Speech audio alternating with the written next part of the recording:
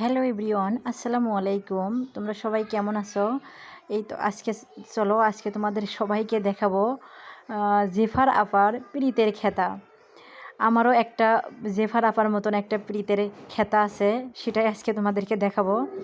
এই কাঁথাটা আমি আজ থেকে প্রায় 5 বছর আগে সেলাই করছিলাম। আমি নিজেই সেলাই করছিলাম। কতটা ধৈর্য সহকারে আমি সেলাই করছি জানো না। সেই অনেক দিন সময় লেগেছে।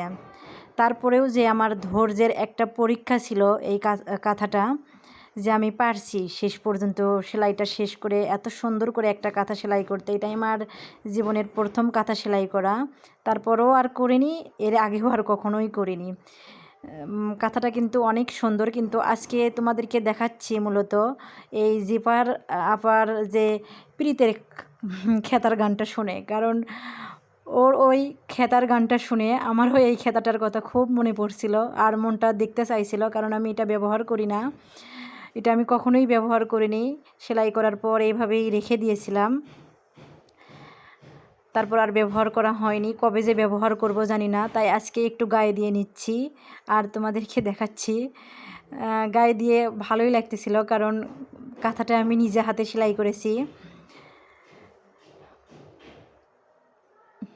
এই তো কাঁথাটা আমি পুরো শরীর ঢেকে দিলাম, যে দেখি তো প্রীতের খেতা দিয়ে নাকি মানুষ এখন মারা যাচ্ছে। কিন্তু কই, আমি তো মরলামও না, কিছুই হইলাম না।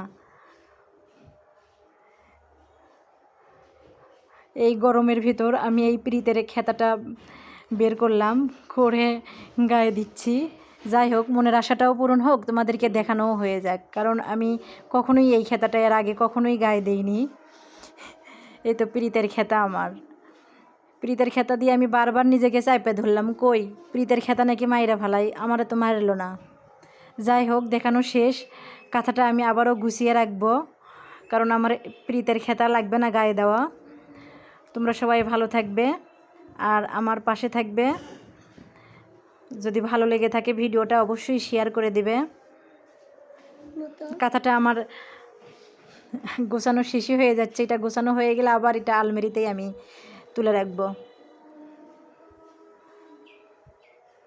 শখের জিনিস তুলে রাখাই ভালো।